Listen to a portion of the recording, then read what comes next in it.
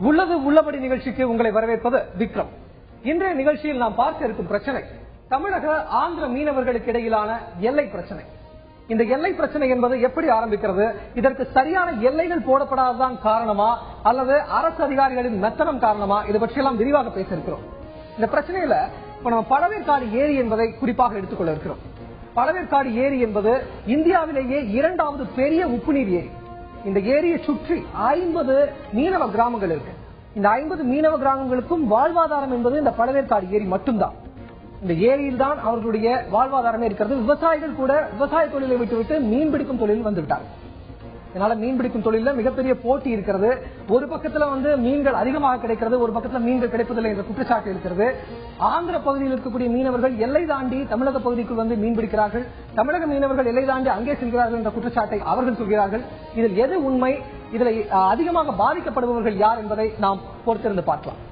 மேலும் இப்போ கடந்த ஏப்ரல் 8ஆம் தேதி ஆந்திர மீனவர்கள் தமிழ்நாடு கிராம பகுதிகளில் அந்த 50 குப்பங்கள் சொன்னோம் இல்லையா, அந்த குப்பங்கள்ல ஒரு சில குப்பங்கள் தமிழ் குப்பங்களுக்குள்ள அத்துமீறி இருக்கிறாங்க அப்படின்னு சொல்றாங்க. குறிப்பா 75 குடிசைகள் எரித்து நாசமாக்கப்பட்டிருக்கிறது, 25க்கும் மேற்பட்ட படகுகள் எரிந்து சாம்பலாக்கப்பட்டிருக்கிறது. இதற்கெல்லாம் யார் காரணம், இதற்கு நடவடிக்கை எடுக்கப்பட்டிருக்கிறதா? 4000க்கும் மேற்பட்ட மீனவர்கள் உள்ளே புகுந்திருக்கிறார்கள். மேலும் 126க்கும் மேற்பட்டவர்கள் மீது வழக்குகள் பதிவு செய்யப்பட்டுள்ளது. இந்த பிரச்சனைகளுக்கு தீர்வுதான் என்ன? எல்லைகளை நீர்நிலை பகுதிகளில் நிர்ணயிக்கவே முடியாதா? இதற்கு என்ன தீர்வு? இந்த பிரச்சனை பற்றி ஒரு விரிவாக ஒரு சிறிய செய்தி தொகுப்பாக பார்த்து விடலாம்.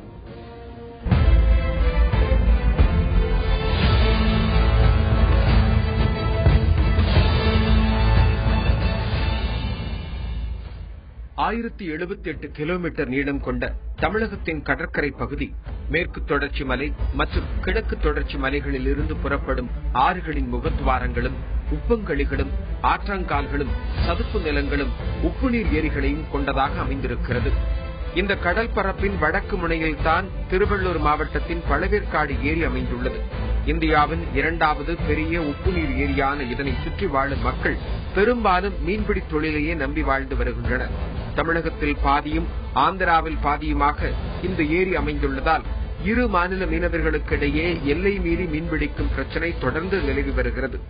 1956 ஆந்திர மாநிலம் உருவாக்கப்பட்டது முதல் துவங்கிய இந்த பிரச்சனை 1987 விஸ்வரூபம் எடுத்தது. அப்போது தலையிட்ட இரு மாநில அதிகாரிகள் மாநில எல்லையை சுட்டிக்காட்டும் வகையில் ஏரியின் நடுவே பனை மரங்களை நட்டனர். இந்த பனைமர எல்லை ஓரளவிற்கு அமைதியை ஏற்படுத்தினாலும் அதையும் தாண்டி ஆந்திர மீனவர்கள் தமிழக எல்லைக்குள் அவ்வப்போது வந்து கொண்டே இருப்பதாக குற்றம் சாட்டுகின்றனர் தமிழக மீனவர்கள். இந்நிலையில் கடந்த ஏப்ரல் 12ஆம் தேதி நூற்றுக்கணக்கான படகுகளில் தமிழக எல்லைக்குள் ஆந்திர மீனவர்கள் வந்ததால் இரு தரப்பினரிடையே கடும் மோதல் வெடித்தது. பெட்ரோல் குண்டுகள் வீச்சு, படகுகளுக்கு தீ வைப்பது, குடிசைகளை எரிப்பது என வெடித்து கிளம்பிய கலவரத்தை போலீசார் தடியடி நடத்தி கட்டுக்குள் கொண்டு வந்தனர். இதைத் தொடர்ந்து கடந்த 7ஆம் தேதி இரு மாநில மீனவர்களை அழைத்து அதிகாரிகள் பேச்சுவார்த்தை நடத்த முயற்சித்தனர். அதில் பனை மரங்களை அகற்ற வேண்டுமென ஆந்திர மீனவர்கள் கோர தமிழக மீனவர்கள் மறுத்தனர். இதனால் பேச்சுவார்த்தை தோல்வியில் முடிவடைந்தது. தொடர்ந்து எல்லை பனைமரங்களை ஆந்திர மீனவர்கள் அகற்றுவதும் அடுத்த நாளே தமிழக மீனவர்கள் மீண்டும் நட்டு வைப்பதும் தொடர்ந்து நடைபெற்று வருகின்றன. பிரச்சினை தீர்க்கப்படாத நிலையில் ஏரியின் எல்லைப் பகுதியில் தொடர்ந்து பதற்றம் நீடித்து வருகிறது. கடலில் மீன்பிடிக்கும் மீனவர்கள் விவசாயத்தை விட்டுவிட்டு மீன்பிடி தொழிலுக்கு புதிதாக வந்தவர்கள் என பல முனைகளில் போட்டிகளை சந்தித்து வரும் பழவேற்காடு மீனவர்களுக்கு இந்த எல்லை பிரச்சினை கடும் சவாலாக உருவெடுத்துள்ளது. நீர்நிலைகளில் எல்லைகளை வகுக்க நிரந்தர தீர்வு என்ன? ஏரியை நம்பியே வாழும் இந்த மீனவ மக்களின் வாழ்வாதாரம் உறுதி செய்யப்படுமா? இந்த பிரச்சனை பற்றி பழவேற்காடு அதாவது திருவள்ளூர் பகுதியிலிருந்து களத்திலிருந்து தகவலை தருவதற்காக நமது திருவள்ளூர் செய்தியாளர் திரு பாலாஜி காத்துக் கொண்டிருக்கிறார்.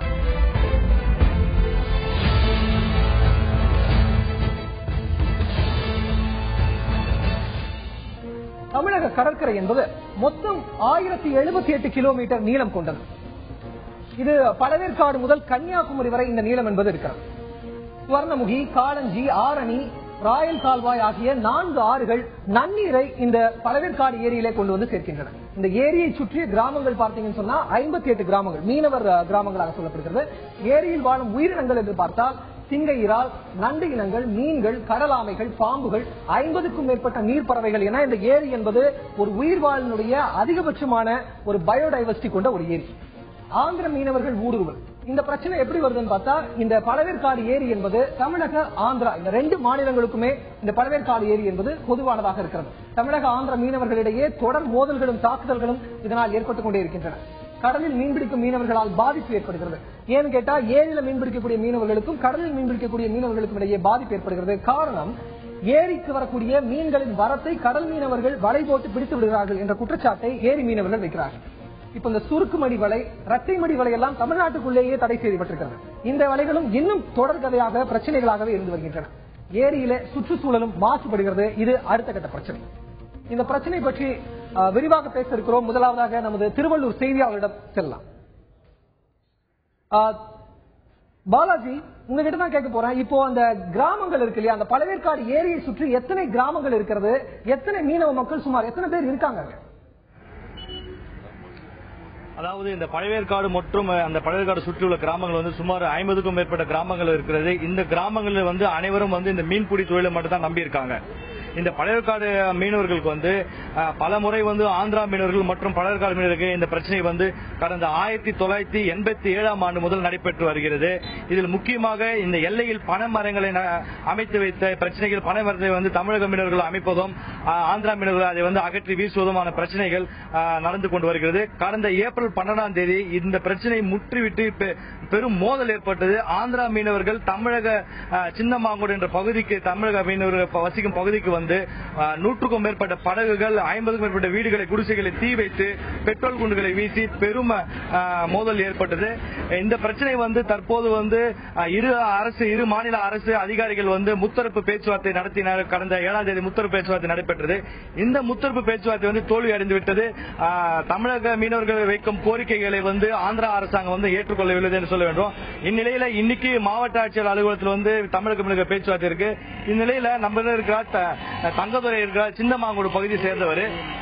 இவர் வந்து இந்த தமிழக மற்றும் ஆந்திரா மீனவர்கள் பிரச்சனை வந்து எத்தனை ஆண்டு காலமாக இருக்கு, என்ன இந்த தமிழக மீனவர்கள் கோரிக்கைன்னு கேட்போம். சார், இப்போ வந்து நீங்க வந்து சின்னமாங்கோடு பகுதியில் இருக்கீங்க, அந்த பகுதியில் வந்து மீன்பிடிப்பு தொழில் செஞ்சுட்டு வரீங்க. உங்களுக்கு வந்து இந்த 1987ஆம் ஆண்டுல இருந்து பிரச்சனைகள் நடந்துட்டு வருது. எந்த மாதிரி ஆந்திரா மீனவர்கள் வந்து உங்களுக்கான பிரச்சனைகளை வந்து அவங்க செய்யறாங்க, எப்படி வந்து இந்த பிரச்சனை பாருங்க, எப்படி தீர்க்கணும்னு நீங்க நினைக்கிறீங்க, சொல்லுங்க சார். நான் வந்து எனக்கு 55 வயசு ஆகுதுங்க. 1987ஆம் ஆண்டு ஆந்திரா அதிகாரிகள் ஆர்டிஓவிலிருந்து டிஎஸ்பி முதல் தமிழ்நாடு, அப்போ வந்து பொன்னேரியில் ஆர்டிஓ கிடையாது, அப்போ வந்து சைதாப்பேட்டை ஆர்டிஓ ஆபீஸில் இருந்தது. அந்த இடத்துல இருந்து வந்து இரு தரப்பினரும் இந்த நாயுடுபேட்டில் தடாவில் மீட்டிங் போட்டு காலையில 11 மணிக்கு ஸ்டார்ட் பண்ணி இரவு 7 மணி வரை அந்த பேச்சுவார்த்தை நடந்தது. அந்த பேச்சுவார்த்தையில இந்த மாங்கோடு பகுதியை சேர்ந்தவர்கள் இடத்துல இருந்து ஒரு 6 பாடு அவங்க கிட்ட வாங்கி கொடுத்து ஆந்திரா மீனவர்களும் தமிழ்நாடு நொச்சிக்குப்பம், பாட்டக்குப்பம் பகுதி மீனவர்களுக்கு இந்த தமிழ்நாடு மீனவர்கள் இருக்கிறதுனால அந்த 6 பாடு அவர்களுக்கு ஒதுக்கி கொடுத்து ஆந்திரா பகுதியிலையும் அவங்க போய் மீன் பிடிக்கலாம், இந்த 6 பாடுகளிலையும் ஆந்திரா பகுதியை வந்து மீன் பிடிக்கலாம் அப்படின்ட்டு ஒரு முடிவு பண்ணி ஒரு தீர்வாக கொண்டு வராங்க. அந்த 6 பாடுகளை மீறி நீங்க மாங்கோடு பகுதிக்குள்ள வரக்கூடாது அப்படின்ட்டு ஒரு முடிவு பண்றாங்க. அந்த மாதிரி முடிவு பண்ண பிறகு அது 1987 மறுபடியும் என்ன ஒரு 2-3 வருஷம் அமைதியா இருந்தாங்க. மறுபடியும் 90ல மறுபடியும் அதே பிரச்சனைக்கு வராங்க. ஆனா எழுதி கொடுக்கறாங்களே தவிர திரும்ப அந்த மீறதை மட்டும் இருந்துகிட்டே இருக்காங்க. ஏன்னா அதுக்கப்புறம் 90ல ஒரு மீட்டிங் போட்டு ஆர்டிஓ, அதே 2 இரு தரப்பு மாநில ஆர்டிஓ தலைமையிலையும் பிஷரிஸ் ஏடி போலீஸ் தரப்புல எல்லாரும் கூடி மறுபடியும் பேச்சு, இல்லங்க உங்களுக்கு 6 பாடு கொடுத்தாச்சு, அதை மீறி நீங்க உள்ள வரக்கூடாது அப்படின்ட்டு ஒரு ஆர்டர் போடுறாங்க. அந்த ஆர்டர் காப்பியும் இருக்கு நம்ம கிட்ட. அது மட்டும் இல்லாம அதுல இருந்து ஒரு 2 வருஷம் அமைதியா இருக்காங்க. மறுபடியும் என்ன செய்யறாங்க, தொடர்ந்து 1993ல அதை விட பெரிய பிரச்சனையா கொண்டு வந்து எங்களை அடிக்கிறோம், உதைக்கிறோம், குத்துறோம் அப்படின்னு சொல்லிட்டு இந்த பகுதியில் உள்ளவர்களை விரட்டி அடிச்சுறாங்க. விரட்டி அடிச்சு மறுபடியும் அந்த ஆர்டிஓ தலைமையிலையும் பிஷரிஸ் ஏடி தலைமையிலும் போலீஸ் டிஎஸ்பி தலைமையிலும் ஒரு மீட்டிங் கும்மிடிப்பூண்டியில போடுறாங்க. கும்மிடிப்பூண்டியில போட்டு அந்த கும்மிடிப்பூண்டி மீட்டிங்ல ஒரு தீர்வு காண முடியல. மறுபடியும் என்ன செய்யறாங்க, ஒரு டேட் தள்ளி வச்சு பொன்னேரி ஆர்டிஓ ஆபீஸ்ல அந்த மீட்டிங் போடுறாங்க. அந்த மீட்டிங் போட்டு திரும்ப வந்து சரி உங்களுக்கு என்னதான் வேணும் அப்படின்னு சொல்லிட்டு நம்ம இருதரப்பு அதிகாரிகளும் அந்த மீனவர்களை பார்த்து கேட்கும் போது அந்த மீனவர்கள் என்ன சொல்றாங்க, இல்லங்க எங்களுக்கு அந்த 6 பாடு போறாது, நாங்க இவ்வளவு ஊர் இருக்கோம் அப்படின்னு சொல்றாங்க. அந்த அப்படின்னு சொல்றாங்க. அந்த நேரத்துல நம்ம இந்த மாங்கோடு பகுதி தரப்புல என்ன சொல்றாங்க அப்படின்னா, ஒட்டுமொத்த அந்த பழவேற்காடு ஏரி 100% அப்படின்னு சொன்னா அந்த சின்னமாங்கோடு முதல் பழவேற்காடு வரை ஒரு 20% மட்டும்தான், ஒரு 28 ஊர்க்கார 28 மீனவ குப்பங்கள் அங்க வந்து தொழில் செஞ்சு வசிச்சு வருகிறாங்க.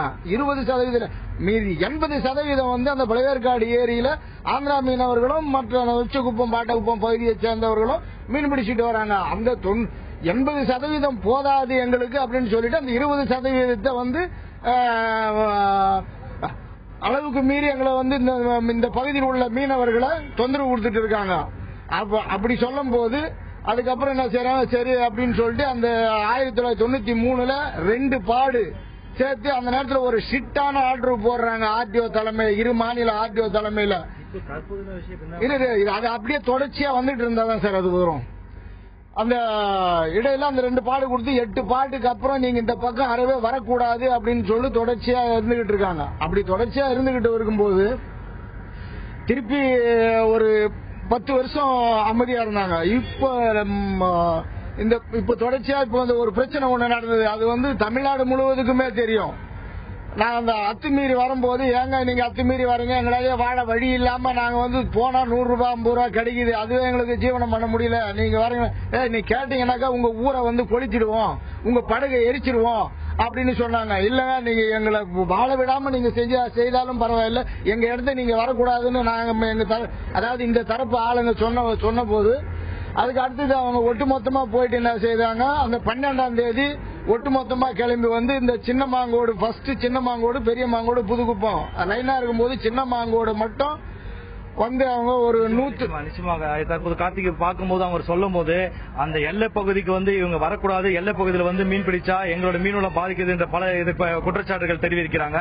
மேலும் வந்து அவங்க எங்களை நீங்க வந்து என்ன பண்ணலாம் சரி, எங்க எல்லை பகுதிக்கு வந்து மீன் பிடிக்க நாங்க அனுமதிக்க மாட்டோம், இந்த பகுதிக்கு ஆந்திரா மீனவர்கள் வரக்கூடாது என்றது இவங்களோட முக்கிய கோரிக்கையாக இருக்கிறது. கார்த்திக் தொடர்ந்து பேசலாம் பாலாஜி. எல்லைகளை கடந்து வந்து அவர்கள் மீன் பிடிக்கிறார்கள் என்பது தமிழக மீனவர்களுடைய குற்றச்சாட்டாக இருக்கிறது. நமது அரங்கத்திற்கு வந்திருக்கக்கூடிய இந்திய கம்யூனிஸ்ட் கட்சியின் முன்னாள் எம்எல்ஏ திரு AS கண்ணனிடம் கேட்கலாம். சார், இந்த பிரச்சனையில நீர்நிலைகள்ல எல்லைகள் என்பது போட முடியுமா? அப்படி போடப்படக்கூடிய எல்லைகள் என்பதை ஏன் வந்து சரியாக நாம் முறைப்படுத்தவில்லை, அதை ஏன் நாம் கவனிக்கவில்லை? எல்லைகள் முறைப்படுத்த முடியுமா அப்படின்னு நீங்க கேட்கிற கேள்வி வந்து முடியும். ஏன்னாக்கா அண்ணல் அம்பேத்கர் இயற்றிய சட்டத்தில் இந்திய நாடு முழுக்கவும் சென்று ஒரு மாநிலத்தைச் சேர்ந்தவர் தொழில் நடத்துவதற்கும் தொழில் செய்வதற்கும் உரிமை உண்டு அப்படின்னு இருக்கு. அது இன்னைக்கு நடைமுறையில் இருக்கு. ஆனா இந்திய எல்லைக்குள் இருக்கிற கடற்கரை பகுதிகளில் ஏன் ஒரு மாநிலத்தைச் சேர்ந்தவர் மற்ற பகுதிக்கும் மற்ற மாநிலத்தை அடுத்த பகுதிக்கும் வந்து ஏன் மீன் பிடிக்க கூடாது? உள்நாட்டில் இருக்கிற சட்டம், நிலப்பரப்புகளில் இருக்கிற சட்டம் ஏன் அது வந்து கடற்கரைக்கும் பொருந்தாதா? பொருந்தும் என்ற நிலையை மத்திய அரசு எடுக்கப்பட வேண்டும். அதற்கு மாநில அரசு முழு மூச்சாக வேண்டிய நடவடிக்கை எடுக்கப்பட வேண்டும். இன்னைக்கு கூட திருவள்ளூர் மாவட்ட பழவேற்காடு பகுதியைச் சேர்ந்த மக்களை அழைத்து கலெக்டர் பேசுறார், மரியாதைக்குரிய வீரராக. அவர்களை மட்டும் பேசினாக்கா பிரச்சனைக்கு தீர்வு கண்டுமா? பிரச்சனை உள்ள இருவரையும், அந்த மாநிலத்தைச் சேர்ந்தவர்களையும் அல்லது நடுநிலையாக மத்திய அரசைச் சேர்ந்த அதிகாரிகளோ அமைச்சர்களோ உட்கார்ந்து பேசி தீர்வு காண்பதன் மூலம் தான் பிரச்சனைக்கு தீர்வு காண முடியும் என்பது எங்களுடைய AITC தமிழ்நாடு மீனவ சங்கத்தினுடைய கருத்தும் கூட. நம்ம திருவள்ளூர் பகுதி பாலாஜியிடமே கேட்கலாம். பாலாஜி, இப்போ அந்த மீனவர்களுடைய பிரதான குற்றச்சாட்டு என்பது என்ன? விக்ரம், அதாவது தற்போது பழையற்காடுல சின்ன மாங்கோடு பகுதி மீனவர்களோட பிரச்சனைகள் என்ன பார்த்தோம்னா, இந்த பழையற்காடு கடல்ல அமைக்கப்பட்டிருக்க இந்த எல்லை பகுதிய பனை மரங்களை அதாவது ஒரு அறிவிப்பு இல்லாம ஆந்திரா மீனவர்களும் ஆந்திரா மாநில அதிகாரிகளும் முன் அறிவிப்பு இல்லாம பனை மரங்களை பிடுங்கி வீசுவதும், அத்துமீறி தமிழக எல்லைக்குள்ள மீன் பிடிப்பதும், இந்த மீன் பிடிக்கிறதுனால இந்த தமிழக பழையற்காடு மற்றும் சின்னமாங்கோடு பகுதி மீனவர்களுக்கு முற்றிலும் மீன்வளம் பாதிக்குவதாக தெரிவிக்கிறாங்க. மேலும் இதுக்கு ஏன் இந்த மாதிரி அத்துமீறி உள்ள வராங்க கேட்டா, அதிகாரிகளும் அவங்களுக்கு இது வரைக்கும் எந்த நடவடிக்கை எடுக்கல, இந்த மாதிரி பிரச்சனைகள் சொல்றாங்க. அந்த பகுதி மீனவர், அந்த பழையற்காடு பகுதி மீனவர் ரவி நம்பர் இருக்கார் விக்ரம், அவரிடம் கேட்போம். சார், இப்போ உங்களுக்கு என்ன பிரச்சனைகள் நடந்துட்டு வருது? இது பல ஆண்டு காலமா இது ஒரு தீராத பிரச்சனையா இருக்கு. எதனால இந்த பிரச்சனை தீர்க்கப்பட முடியல? உங்களோட பிரச்சனைகள்லாம் இதுக்கு என்னென்ன நீங்க முயற்சிகள் எடுத்திருக்கீங்க? இப்ப சார், இப்ப பொதுவா நம்ம பலரோடு பகுதியிலிருந்து பலரோடு பகுதினா ஒரு குப்பம், மொத்தம் 9 குப்பம் சார். நம்ம பலரோடு பகுதியிலிருந்து ஆந்திரா பகுதி வேற, பலரோடு பகுதி 9 குப்பம். அவங்களுக்கு தகுந்த மாதிரி இடம் இருக்கும். இவங்களுக்கு இதுல இருந்து ஒரு 2 கிலோமீட்டர் இருக்கா, அதுல இருந்து அவங்க தொழில் பண்ணிக்கணும். ஒரு ஊர் சின்ன மாங்கோடு, பெரிய மாங்கோடு, அப்புறம் புதுக்குப்பம், அண்ணாமலைச்சேரி, அவுரிவாக்கம், கீழ்குப்பம், நடுவர் மாதா குப்பம், கோட்டை குப்பம், ஆண்டி குப்பம். இவங்க அவங்க தகுந்த மாதிரி அந்தந்த இடத்துல தான் தொழில் பண்ணணும். பிசரிஸ் ஆபீஸ்ல முடிவு. இப்ப நம்ம பிசிறிசி ஏடியே வரைபடமா மூலியமா கொடுத்திருக்காங்க. இவங்க நாங்க ஸ்ட்ரென்த் அதிகமாயிட்டோம், நாங்க அத்துமீறி வருவோம், நீங்க முன்ன என்ன பண்றீங்களோ பண்ணிக்கோ சொல்லிட்டு அந்த பிரச்சனை தான் சார் இப்ப பெரும்பாலும் நடக்குது. இப்ப எங்க இடத்த பொறுத்தவரை 9 ஊர்ல 9 ஊருக்கு தகுந்த மாதிரி இடம் இருக்கு. அதுல மட்டும் தான் தொழில் பண்ண முடியும். இப்ப நாங்க 9 ஊருக்கு செய்யும் போது வேற ஊருக்காரங்க செஞ்சா இப்ப எங்களுக்கு பாதிப்பு தானே வரும். இப்ப அவங்க அவங்க பக்கத்துல இருக்கிறாங்க, சின்ன மாங்கோடம், புதுக்குப்பம், பெரிய மாங்கோடு, அவங்க பக்கத்துல பண்றாங்க. அவங்க பின்னாடி தான் நாங்க இருக்கோம், எங்க பின்னாடி பண்றாங்க. அவங்க அந்த ஐப்பசி மாசத்துல அவங்க எங்க பாடிய இடம் செய்யறாங்க. அப்ப இருக்கும்போது நாங்க ஒட்டு மொத்தமா அது எடுத்துருக்கோம் சார். நாங்க எல்லாம் சங்கமா சேர்ந்து இருக்கோம், 9 ஊர் சேர்ந்து. அது அவங்க ஏரியால இருந்து அவங்க தொழில் பண்ணிக்கிட்டோம். மீறி வந்தா கேட்டா அடிக்க வராங்க. ஸ்ட்ரென்த் அதிகம், அவங்க ஸ்ட்ரென்த் அதிகம் இருக்கும்போது நம்ம பேச முடியல. நேரம் வீட்டில் கூட அடிக்கிறாங்க, கேட்க முடியல, நாம ஒண்ணும் பண்ண முடியல சார். அதிகாரி பேசுறாங்க. அந்த நேரத்துக்கு அதிகாரி ஏம்பா பேசலாம் தீர்த்து வைப்பாங்க. 2 கலெக்டர் மீட்டிங் போட்டாங்க, நாயுடுபேட்டில், கும்படிப்பூண்ல, அப்புறம் தடால எல்லாம் போட்டாங்க. பேச்சு அதே தான் நடக்குது. அந்த ஆர்பிஎஸ் மாசம் வரும்போது சண்டை சார். நீங்க எல்லாம் மீடியா கொடுவாங்க. அந்த ஆர்பிஎஸ் மாசம் வரும்போது அங்க அத்துமீறி வந்துடுறாங்க. எங்களுக்கு குறிப்பிட்ட இடம் தான் சார். ஒரு இடம்னா 3 ஊர் சார். நாங்க 3 ஊர்ல ஞாயிற்றுக்கிழமை ஒரு நாள்னா, திங்கக்கிழமை ஒரு நாள், செவ்வாய்க்கிழமை ஒரு நாள், 3 நாள் பிரிச்சுதான் தொழில் பண்ண முடியும். அந்த திங்கக்கிழமை நான் தொழில் பண்ணும்போது, திங்கக்கிழமை நீ வந்துட்டா என் ஊர் பாதிக்குது இல்ல, நான் தொழில் பண்ண முடியல. அதனாலதான் சார் என் ஊர் போயிடுச்சு. இப்ப மேலும் இப்ப அதிகாரிகள் இங்க போயிட்டு அந்த பகுதியில இப்ப மீன் பிடிக்க வேண்டாம், இப்போதைக்கு பிரச்சனையா இருக்கு, மீன் பிடிக்க வேண்டாம் அதிகாரிகள் இப்ப சொல்லிருக்காங்க, மாவட்டம் சொல்லிருக்காங்க. இந்த மீன் பிடிக்க வேண்டாம்னு சொன்னா நீங்க இப்ப இந்த மீன் பிடிக்க போறது இல்ல, இது பாதிப்பு உங்களுக்கு எப்படி இருக்கு? இப்போ சார் இன்னும் குறைஞ்சபட்சம் 125 நாள் தொழில் போல சார். நாங்க அவங்க போறாங்க, அவங்க இன்னும் கேட்க முடியல. கேட்டா அவங்க ஸ்ட்ரென்த் காட்டி எங்களை மிரட்டுறாங்க. 125 நாள் இன்னும் தொழிலே போடலாங்க. கவர்மெண்ட் சொல்லுது போய் பொறுங்க, சண்டை போடாதீங்க, சண்டை போட்டா தீர்வு காண முடியாது, அதேதான் சொல்லிக்கிறாங்க. இது வரைக்கும் தீர்வு காணல. விக்ரம் பார்த்தோம்னா விக்ரம் இப்போ அவர் பேசுறத பார்த்திருப்போம். அதாவது அதிகாரிகள் பொறுமையாக இருங்க, நாங்க பிரச்சனையை தீர்த்து வைக்கிறோம்னு சொல்றாங்களா? அந்த சொல்ற அதிகாரிகள் வெறும் வாய் பேச்சாக தான் இருக்கிறது. இது வரைக்கும் 125 நாள் மீன் பிடிக்க செல்லவில்லை. அதனால மிகவும் பாதிக்கப்பட்டு வரதா இந்த மீனவர் தரப்புல குற்றச்சாட்டா இருக்குது. விக்ரம் பாலாஜி, இப்ப இந்த ஆந்திர மீனவர்கள் நம்ம தமிழக எல்லைக்கு ஏன் வராங்க? நம்ம இடங்கள்ல அதிகமான மீன்கள் கிடைக்குதா? நிச்சயமாக, அதாவது இந்த தமிழக எல்லை பகுதியில் மீன் வளம் அதிகமாக இருப்பதால் அதுவும் ஆந்திரா மாநிலத்தில் இருக்க மீனவர்கள் அதிகமாக இருப்பதாலும் அவர்கள் முற்றிலும் இங்க மீன் பிடிக்க வராங்க. இங்க மீன் வளம் அதிகமாக இருக்கிறது. நண்டு மற்றும் இறால் போன்ற பழையற்காடு பகுதியில் அதிகமாக இருப்பதனால் இந்த பகுதிக்குள் அவங்க மீன் பிடிக்க வராங்க. விக்ரம் தொடர்ந்து பேசலாம் பாலாஜி. சார், இப்ப அவங்க சொன்னது அதிகாரிகள் எத்தனை முறை பேச்சுவார்த்தை நடத்தினாலும் அதிகாரிகள் கண்டித்தாலும் கூட இந்த எல்லை மீறல் பிரச்சனை என்பது தொடர்ந்து கொண்டே இருக்கிறது அப்படின்னு சொல்றாங்க. அவங்க அதிக எண்ணிக்கையில கூட உள்ள வராங்க, நமக்கு பாதுகாப்பே இல்லை அப்படிங்கிற மாதிரி மீனவர்கள் சொல்றாங்க. இந்த எல்லை தாண்டி எதுக்கு வராங்க? ஏற்கனவே நம்ம பேசினபடி பழையற்காடு ஏரி அப்படின்றது ஒரு சரித்திர முக்கியத்துவம் வாய்ந்த ஏரி மட்டும் கிடையாது. அதுல இந்த விலை உயர்ந்த பெரும் மதிப்பு தக்க மீன், எறா, நண்டு போன்ற வகையில் கிடைக்கிறது. இந்த பழவேற்காடு குறிப்பா வந்து மரக்கான மகாபலிபுரத்திலிருந்து ஆந்திர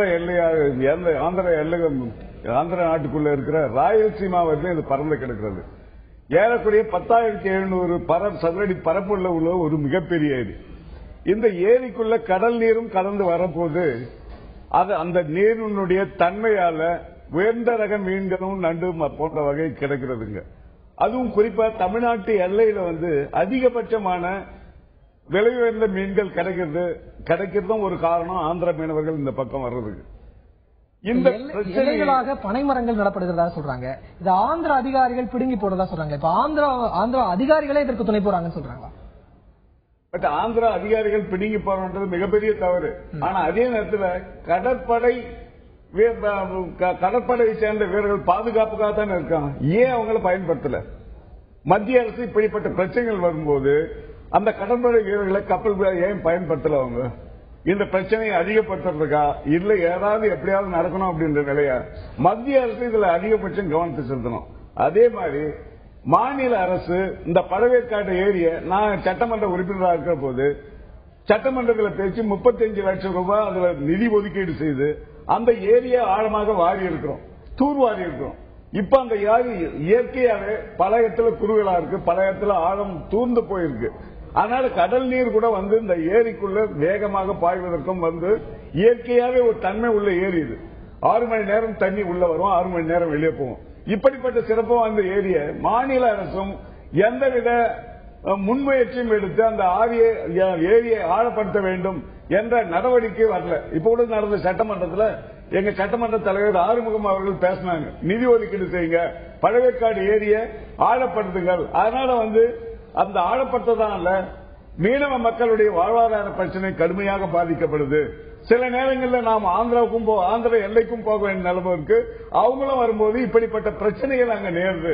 இதை தடுத்து நிறுத்த வேண்டாம், உடனடி நடவடிக்கையா பழவேற்காடு அந்த ஏரியை தூர்வார வேண்டும், நிதி ஒதுக்கி அப்படின்னு நாங்க சட்டமன்றத்தில் பேசியிருக்கோம், முதலமைச்சருக்கு மனுவும் கொடுத்திருக்கிறோம்.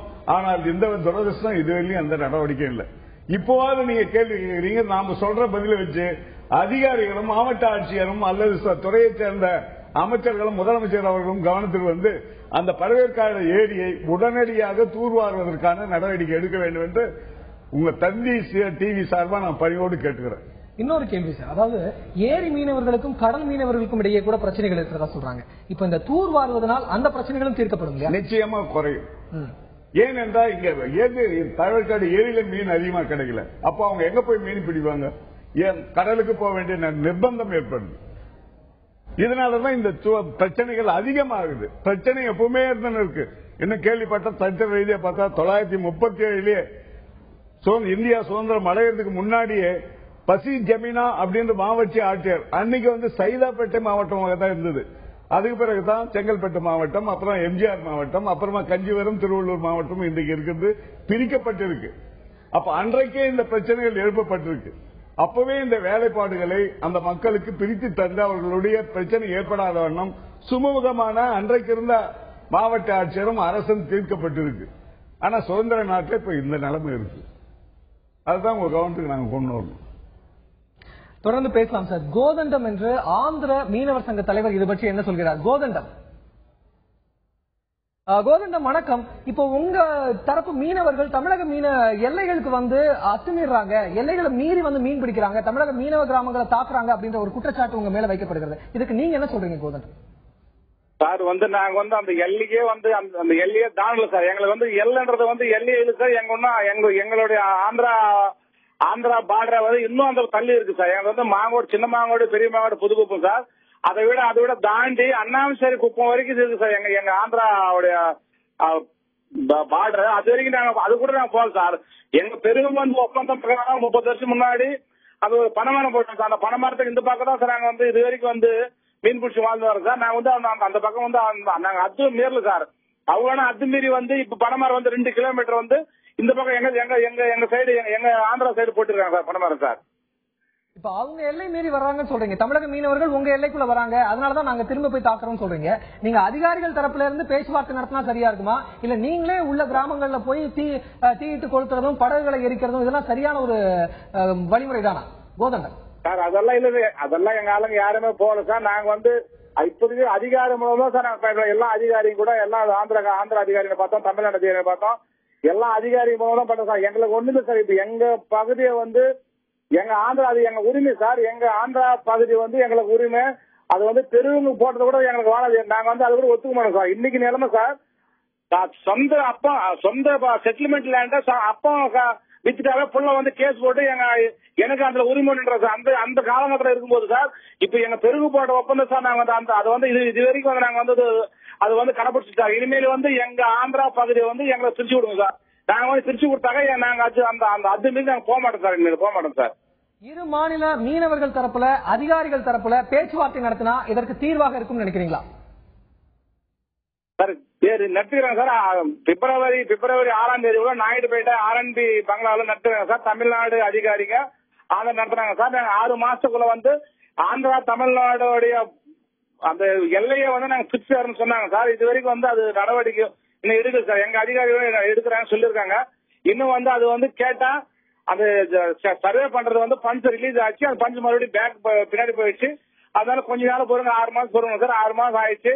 இப்ப கூட லேட்டஸ்ட் ஆகஸ்ட் 7ஆம் தேதி நாயுடுபேட்டை அதே ஆரம்பிப்பாங்க. 6ஆம் தேதி எங்க ஜாயிண்ட் கலெக்டர் RTO நம்ம பொன்னேரி RTO பொன்னேரி ADP தலைமையில டைரக்டர் மெட்ராஸ் தலைமையில வந்து மீட்டிங் போட்டாங்க சார். மீட்டிங்ல கூட வந்து அவங்க 7 பனைமரம் வந்து எங்க பகுதியில் நிட்டாங்க சார். 7 பனைமரம் 2 கிலோமீட்டர் தள்ளி எங்க பகுதியில் நிட்டாங்க சார். அதுவும் வந்து நாங்க வந்து ஒரு தரம் இல்ல 3 முறை வந்து நாங்க எங்க அதிகாரிகளோட சுண்ணாம்பு குளத்துல வந்து முகாமிட்டு அந்த பனைமரத்தை புனர் வரையும் நாங்க போக மாட்டோம். எங்க கலெக்டர் வந்து பனைமரத்தை புனர் வரையும் போகாதுன்னு சொல்லிட்டு RTO வந்து அங்க உட்கார வச்சேன் சார். அது RTO நைட் 9 மணி உட்கார்ந்த கூட அவங்க 3 பனைமரம் தான் போனாங்க சார். அது வந்து அந்த 7 பனைமரம் நட்டாங்க புதுசா 2 கிலோமீட்டர் தள்ளி. அதுல வந்து 3 பனைமரம் தான் போனாங்க சார். 4 பனைமரம் அப்படியே விட்டாங்க சார். அவங்க நீங்க சுமூகமா தான் பேச்சுவார்த்தை நடத்துறதா சொல்றீங்க. உங்க தரப்புல இருந்து என்ன மாதிரியான முயற்சிகள் மேற்கொண்டீங்க இந்த பிரச்சனையை தீர்க்கிறதுக்கு கோதண்டம்? சார் இந்த பிரச்சனை சார் எங்க மீனவ சமுதாய பத்தி எங்க சமுதாயத்தில் சார் எங்க கலெக்டர் சொல்லி அந்த பக்கம் கூட நம்ம அந்த தமிழ்நாடு பகுதிக்கு நாம போகாம அளவுல எங்க ஆந்திராவிலேயே வந்து ஒரு மவுத்தார் வந்து ஓபன் பண்ணுங்க சார். மவுத்தார் ஓபன் பண்ணீங்கன்னாக்கா இந்த பகுதியாலும் கூட வந்து அந்த பக்கம் போவாங்களா இந்த பகுதியில மீன் பிடிச்சிப்பாங்க. இன்னும் ஒரு 30 வருஷம் மீன் பிடிச்சி வந்து அதை வாழுவாங்கன்னு சொல்லிட்டு எங்க கலெக்டர் கிட்ட ப்ரெஷர் பண்ணி எங்க கலெக்டர் கூட ஷார்ட் டைரக்டர் கிட்ட பேசி அந்த பகுதி வந்து அந்த பழைய புளிஞ்சேரி பக்கத்துல சார் ஒரு மவுத்துவாரம் கடலுக்கும் ஆத்துக்கும் ஒரு மவுத்துவாரம் ஓபன் பண்ண சொல்லி நாங்க கலெக்டரை கேட்டதுனால நாங்களும் வந்து 2-3 முறை வந்து ஷார்ட் டைரக்டர் கிட்ட போயிட்டு பேசி ஷார்ட் டைரக்டர் கூட ஒரு நமக்கு அனுகூலமா வந்து அந்த சென்ட்ரல் கவர்மெண்ட் பேசி அது வந்து அந்த 400 கிலோமீட்டர் எங்க திருப்பதி MP கூட இட்டு போயிட்டு அதோட அளந்து அதோட நீட்டு வந்து 400 கிலோமீட்டர் சார். அகலம் வந்து 200 மீட்டர் நீட்டு வந்து 400 மீட்டர். அதை கட் பண்ணி அதாவது மவுத்துவாரம் ரீட்மெண்ட் கட்டி ஓபன் பண்ணிட்டா எங்களுக்கு வந்து அந்த கடல் தண்ணி இந்த ஆத்துக்கு இந்த பக்கம் வந்தான்னு வச்சுக்க இந்த பகுதியாளங்க அந்த பக்கம் போவதால கலெக்டர் சொன்னதுனால அந்த முயற்சி நான் பண்ணிக்கிறேன் சார். திரு கோதண்டம், ஒரு கேள்வி உங்ககிட்ட மீண்டும் கேட்கிறேன். அதாவது உங்க எல்லையில ஆந்திர எல்லைக்குள்ள மீன்களுடைய பெருக்கம் என்பது கம்மியாக இருக்கிறதா, மீன் வரத்து என்பது கம்மியாக இருக்கிறதா? சார் ஆந்திரா பகுதியில் மொத்தம் பரப்பளவு அதிகமா இருக்கு சார். இந்த பக்கம் வந்து வெயில் காலத்துல இந்த பக்கம் மீனே இருக்காது சார். இந்த பக்கம் மீன் இருக்காது. அது இல்லாம தண்ணி வந்து இங்க 1.5 மீட்டர் தான் இருக்கு சார். அதாவது வந்து 4 அடி 3 அடி இந்த பக்கம் இருக்கு சார். மீதெல்லாம் தண்ணி வந்து அந்த மாங்கோடு பகுதியை சுத்தி தண்ணி வந்து ஒரு 3 நம்மளுடைய ஒரு 6 அடி 7 அடி தண்ணி இருக்கு சார். அங்கதான் வந்து அந்த கடல்ல பயிர்காட்டு மோத்தோட்டு தண்ணி அங்க வரதுனால அந்த பக்கம் மீன் அதிகமா ஆப்பிடும் சார். இந்த ஒரு 6 மாசம் சார். மீதி 6 மாசம் வந்து இந்த பக்கம் ஆந்திரா சைடு ஆப்பிடும் சார். அந்த தண்ணி அதிகமா இருக்கும்போது ஆந்திரா சைடு ஆப்பிடும். தண்ணி கொஞ்சம் அந்த பக்கம் மாங்கோடு இந்த பக்கம் ஒரு 2 கிலோமீட்டர் தள்ளி இந்த பக்கம் கிடைக்கும் சார் மீன். தண்ணியில எல்லை என்பது எப்படி போடப்பட்டிருக்கிறது கோதண்டம்? உங்களுக்கு எல்லைங்கிறது தெரியுதா? அந்த இடத்துல எல்லை இருக்குது, இதை தாண்டி நம்ம போக கூடாது அப்படிங்கிறது உங்களுக்கு தெரியுமா? சார் எங்களுக்கு வந்து ஆந்திரா எல்லை வந்து இன்னும் மாங்கோடு 3 கிராமத்தை தள்ளி அந்த பக்கம் அண்ணாமச்சேரி பக்கத்துல இருக்கு சார் எங்க ஆந்திரா எல்லை சார். அதுவும் இல்லாம அது கூட நாங்க போறது சார். பெரியவங்க வந்து அந்த காலத்துல வந்து எங்க அப்பா தாத்தா போட்ட அந்த 30 வருஷம் முன்னாடி பனைமரத்துக்கு இந்த பக்கம் தான் நாங்க கட்டிக்கிறது. அவங்கள மதிச்சு அவங்க பெரியவங்க வாக்க மதிச்சு நாங்க அந்த பக்கம் போவதெல்லாம் அந்த பாடல இருந்து நாங்க இந்த பக்கம் கட்டிக்கிறோம் சார். வலை மீன் பிடிக்கிறோம் சார். மீனவர் சங்க பிரதிநிதி என்ன சொல்றாரு? ஆந்திராவை சேர்ந்த மீனவர் சங்க பிரதிநிதி, நாங்கள் வந்து பேச்சுவார்த்தைக்கு தயாராக இருக்கிறோம், சுமூகமான தீர்வு எட்டப்பட வேண்டும் என்பது எங்களுடைய கோரிக்கையாகவும் இருக்கிறது என்று சொல்கிறார்.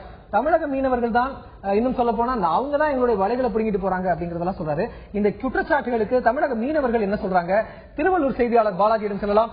பாலாஜி, இப்ப ஆந்திர மீனவர் சங்க தலைவர் என்ன சொல்றாரு அப்படின்னா, தமிழக மீனவர்கள் தான் எங்களுடைய வலைகளை வந்து தூக்கிட்டு போயிடுறாங்க, நாங்க போட்டு வச்சிருக்க வலையெல்லாம் அறுத்து விட்டுறாங்க, நாங்க வந்து எல்லை தாண்டி வரல, அவங்க தான் எல்லை தாண்டி வராங்க, அதுக்கு ரிட்டாலியேட் பண்ற மூலமா அதுக்கு பதிலடி கொடுத்ததாக தான் நாங்க எல்லை தாண்டி போறோம் அப்படின்னு சொல்றாரு. இதற்கு தமிழக மீனவர்கள் தரப்புல என்ன சொல்றாங்க? நிச்சயமாக இப்ப நம்மோட ரவி இருக்கிறார். ரவி, இப்போ வந்து தமிழக மீனவர்கள் தான் வந்து ஆந்திரா எல்லை பகுதியில் வந்து அத்துமீறி போய் மீன் பிடிப்பதாகவும், நீங்க தான் போயிட்டு அங்க பிரச்சனைகள் பண்ணுவதாகவும் நம்ம ஆந்திரா மீனவர்கள் வந்து குற்றச்சாட்டு வைக்கிறாங்க. அத்துமீறி நீங்க போய் மீன் பிடிக்கிறீங்க, பேச்சுவார்த்தைக்கு வந்து ஆந்திரா வந்து தயாரா தான் இருக்கு, பேச்சுவார்த்தையும் நடக்க விடாம பிரச்சனைகளை நீங்க தமிழக மீனவர்கள் தான் நடத்தி வரலாம்னு சொல்றாங்க. இது உங்களோட கருத்து இது சொல்லுங்க. இப்பொழுது நாங்க வந்து ஒரு 1987 இருந்து இது வரைக்கும் வந்து ஆந்திரா எல்லை பகுதியில் போய் நாங்க மீன் பிடிக்க இது வரைக்கும் பிடிச்சது கிடையாது. நாங்க வந்து எங்க இடத்துல தான் குறைஞ்சபட்சம் 9 ஊர் இருக்கு. அது ஏற்கனவே வந்து நாங்க பிறக்காத காலத்துல இருந்து அவங்க எல்லைக்கு உட்பட்ட இடத்துல தான் நாங்க சொல்லி செஞ்சுக்கிறோம். அவங்க ஆளு ஸ்ட்ரென்த் அதிகமா இருக்கிறதுனால அத்துமீறி வராங்க. இது வரைக்கும் ஒரு 23 தடவை எங்களை அடிச்சிருக்காங்க, சமாதானம் ஆயிருக்கோம், கோர்ட் மூலியமா போயிருக்கோம், தாசில்தார் மூலியமா போயிருக்கோம், ஆர்டிஓ மூலியமா போயிருக்கோம், சமாதானம் ஆகுறோம். உடனே வந்து அடுத்த வருஷம் இதே போல தான் எங்களுக்கு பிரச்சனை பண்றாங்க சார். இது வரைக்கும் நாங்க வந்து அத்துமீறி போய் அவங்க இடத்துல இது வரைக்குமே நாங்க தொழில் பண்ணது கிடையாது. வலை பிடிங்க நாங்களே வச்சுப்போம். அவங்க அத்துமீறி வரும்போது அவங்க வரும்போது திருப்பி கொடுத்துருவோம். அவங்க இடத்துல வந்து இது வரைக்கும் நாங்க வலை கட்டி எங்க வலை பிடிங்க இருக்காங்களா, இது வரைக்கும் தடுத்து இருக்கா, யாருன்னா வந்து அவங்க தரப்புல சொல்லுங்க சார்.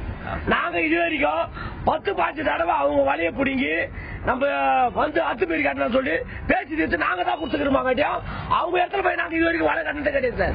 நிச்சயமாக அதே போல வந்து இங்க இன்னொருத்தர் இருக்காரு, இவர்கிட்ட கேட்போம். இப்ப தமிழக மீன நீங்க போய் மீன் பிடிக்கிறீங்க, இந்த பழையற்காடு கடல்ல போய் மீன் பிடிக்கிறீங்க, நீங்க தான் போய் ஆந்திரா மாநிலத்துல வந்து ஆந்திரா பகுதியில வந்து அத்துமீறி போய் மீன் பிடிக்கிறதா சொல்றாங்க. இது நீங்க எப்படி இப்ப மீன் பிடிக்கிறீங்க, இந்த மாதிரி நீங்க பண்றீங்களா, இல்ல என்ன பிரச்சனைகள் இருக்கு சொல்லுங்க. 55 வயசு ஆகுது எனக்கு, 55 வயசு ஆகுது எனக்கு. இதுக்குள்ள வந்து சில காலங்கள்ல மறதில்ல அதிகமான ஜனத்தொகை அதிகமா இருக்குது. ஆந்திரா மீனவரும் தமிழ்நாடு மீனவரும் அங்க இருக்கிறாங்க. அவங்க வந்து நாங்க கார்த்திகை மார்கழி தை மாசம் ஃபுல்லா வந்து எங்களுக்கு அப்பதான் மீன் இறாவே கிடைக்கும். நாங்க இறா பிடிக்கும் போது குறுக்க வந்து எங்களை ஆனா குறுக்கு கட்டிட்டு எங்க தொழில் முறை கெடுத்து எங்களுக்கு நாளச்சலை பண்ணிட்டு எங்களுக்கு வீட்டுக்கு அனுப்பிச்சிடுவாங்க. நாங்க மேரி கட்டினா டேய் உங்களுக்கு என்ன பாடுங்க, எங்களுக்கு ஜனத்தொகை அதிகமாச்சு, நீ பாட டெய்லியுமே உங்களுக்கு பாடுங்க, நாங்க நாளைக்கு கட்டிக்கிறோம் பாடாவான்னு சொல்லிட்டு எங்களுக்கு செஞ்சிடறாங்க. அப்ப வந்து அதிகாரிகள் மறையிட்டாக்கா நிறைய எடுத்துலாமான்னு சொல்லிட்டு அந்த நிறைய எடுத்து அதிகாரிங்க ஊடு எச்சாச்சு, படுவு எச்சாச்சு, ஆளுக்கு அடி வரையும் கொடுத்தாச்சு. அதே மாதிரி ரவி, இப்போ வந்து இந்த படகுகள் எல்லாம் எரித்து சேதப்படுத்திருக்காங்க, வீடுகளை தீ வச்சிருக்காங்க. இது எத்தனை வீடுகள் அது மாதிரி தீ வச்சிருக்காங்க, எவ்வளவு பேர் வந்தாங்க, அதை பத்தி சொல்லுங்க சார். ஒரு 2000 பேருக்கு மேல வந்தாங்க. 2000 பேருக்கு மேல பின்னாடி இருந்தாங்க. அந்த பாட்டில் குண்டு வச்சு எங்க படுவு வலையெல்லாம் மொத்தம் போட்டு கொளுத்திட்டு ஜனங்க வந்து அந்த குண்டு வீசும்போது ஜனங்கெல்லாம் வந்து ஜனத்துக்கு வந்து பாதிப்பு இல்லாத எல்லாம் ஓடி போயிட்டாங்க. மேலு ஆளுங்கிட்ட வீட்டுங்களை பூந்து உயிர் காப்பாற்றிக்கணும். நாங்க அந்த இடத்துல இருக்கும்போது அவங்க வந்து அந்த உயிருக்கு பாதிப்பு இல்லாத நம்ம உடமைக்கு அந்த சொத்து எல்லாம் கொளுத்திட்டாங்க. அதே மாதிரி ரவி, இப்போ வந்து இதுக்கான அரசாங்கம் வந்து தமிழக அரசாங்கம் உங்களுக்கு இந்த மாதிரி படகுகளை கொளுத்திருக்காங்க, வீடுகளை சேதப்படுத்திருக்காங்க, இதுக்கு நிவாரணம் எதனா கொடுத்தாங்களா, இல்ல உங்களுக்கு பாதுகாப்பு எதனா பண்ணிருக்காங்களா? இப்ப திடீர்னு திருப்பி அவங்க வந்து உங்களை வந்து தாக்கத்துக்கான வாய்ப்புகள் இருக்கா? இதுக்கான பாதுகாப்பு எல்லாம் உங்களுக்கு பண்ணி கொடுத்துருக்காங்களா? கவர்மெண்ட் சார்பா இப்ப கூட எங்க ஊருங்களுக்கு 20 போலீஸ் 30 போலீஸ் பாதுகாப்பு இருக்கிறாங்க. கவர்மெண்ட் மூலியமா இந்த வீடு எரிஞ்சு போனதுக்கெல்லாம் அந்த வீடு கட்டி தரேன், வலையெல்லாம் வந்து உங்களுக்கு ரெடி பண்ணி தரேன்னு சொல்லியிருக்காங்க. அது வந்து இன்னும் வந்து செயல்படல, ஆனா அறிவிச்சிருக்காங்க, ஆனா வந்து இன்னும் வந்து சேரல. நிச்சயமாக விக்ரம், தற்போது வந்து சேதப்பட்ட படகுகள் மொத்த வீடுகளை வந்து தமிழக அரசு அதிகாரிகள் வந்து சரி செய்யப்பட்டு தர என்று சொல்லியிருக்காங்க. ஆனா இது வரைக்கும் செய்து தரப்படல, ஆனா நிச்சயமாக வந்து செய்து தரப்படும் உறுதி அளிச்சிருக்காங்க. விக்ரம், தொடர்ந்து பேசலாம் பாலாஜி. 2 தரப்பு மீனவர்களுடைய கோரிக்கைகளையும் குற்றச்சாட்டுகளையும் நம்ம பார்த்தோம். ஆந்திர தரப்புல ஒரு மாதிரி சொல்றாங்க, அதாவது தமிழக மீனவர்கள் தான் எல்லை தாண்டி வராங்கன்றாங்க. தமிழக மீனவர்கள் அவங்க தான் வராங்க, எங்களுடைய குடிசைகளை எரிச்சாங்க, படகுகளை எரிச்சாங்க அப்படிங்கிறது நிதர்சனமா தெரிகிறது அப்படின்னு சொல்றாங்க. இப்போ நம்ம கண்ணன் கிட்ட கேட்கலாம். இப்போ ஆந்திர மீனவர்கள் சொல்லக்கூடிய அந்த குற்றச்சாட்டு என்பது தமிழக மீனவர்கள் தான் எங்க எல்லைக்குள்ள வராங்க, எங்க வலைகளை பிடிச்சு போடுறாங்க, பீ தெரிகிறார்கள் என்ற குற்றச்சாட்டு அவங்க வைக்கிறாங்க. இதை நீங்க எப்படி பாக்குறீங்க? எங்களை பொறுத்தவரை நடுநிலைமையா இருந்து இந்த பிரச்சனையை நான் பார்க்கணும். குறைபாடு ஒரே தரப்புல இருக்காது, ரெண்டு தரப்புலயும் இருக்கும். வேணும்னா அவங்க பக்கம் அதிகமா இருக்கும், நம்ம பக்கம் குறைவா இருக்கும். இந்த பிரச்சனையை பேசிதான் தீர்வு காண முடியும். நான் ஏற்கனவே சொன்னபடி இல்ல நம்ம தரப்புல என்ன மாதிரியான குறைபாடுகள் பாக்குறீங்க? நம்ம தரப்புல அந்த எல்லையை மீறி அப்படின்னு சொல்றது மீன் கிடைக்கிற இடத்த நோக்கமா போறாங்க. அவங்க எல்லைன்றது நீங்க ஏற்கனவே நீங்களே கேட்டீங்க.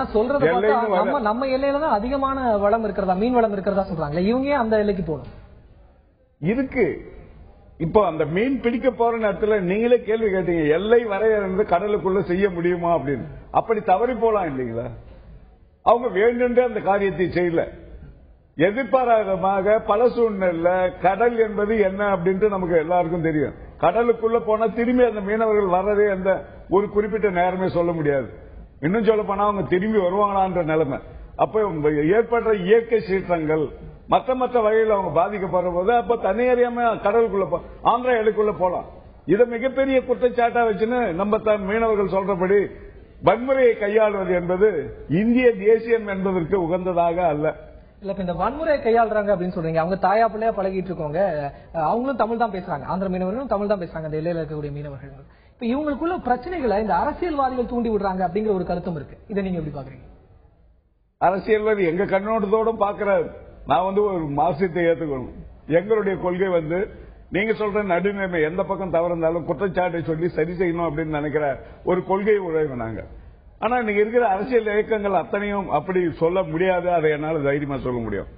அப்ப தூண்டி விடுறதுக்கு அரசியல்வாதியோ சமூக விரோதிகளோ இருக்கிறதுக்கு வாய்ப்புகள் நிறைய இருக்கு. நீங்க பொன்னேரியினுடைய எக்ஸ்-எம்எல்ஏ, முன்னாள் சட்டமன்ற உறுப்பினர், நீங்கள் அந்த பகுதியில பார்த்த பிரச்சனைகள், இத மாதிரி பெரிய பிரச்சனைகள் என்ன, அதற்கு நீங்கள் எப்படி தீர்வுகளை செய்தீர்கள்? நம்மை பொறுத்தவரையிலையும் மாவட்ட ஆட்சியர் மூலம், இல்லைன்னா சிறு பிரச்சனை இருந்தா ஆடியோ வட்டாட்சியர் மூலம் அவங்கள இரு தரப்பையும் உட்கார வச்சு எத்தனையோ பிரச்சனைகளை நான் சட்டமன்ற உறுப்பினர் இருக்கும்போது தீர்த்து வச்சிருக்கிறோம். பேசி தீர்க்காத பிரச்சனைகள் எதுவுமே கிடையாது. எல்லா பிரச்சனையும் பேசுவார்த்தை மூலம் தான் தீர்வு காண முடியும். ஆயுதம் என்ற பிரச்சனை தீர்வு காண முடியாதுன்றது உங்களுக்கும் தெரியும், மக்களுக்கும் தெரியும். அந்த பார்வையில் தான் நாங்க பார்க்கிறோம்.